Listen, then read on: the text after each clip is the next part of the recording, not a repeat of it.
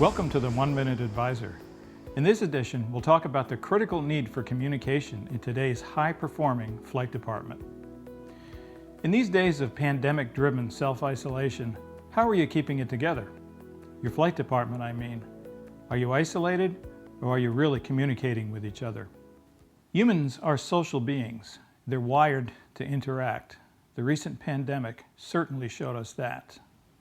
Frequent communication with you and the members of your team is vital to the success of your organization. Clear communication is necessary to achieve buy-in for the direction of your department. It's also important that everyone feels like an insider during this period of relative isolation.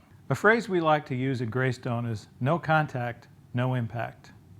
Ask yourself, are you effectively communicating with your aviation team?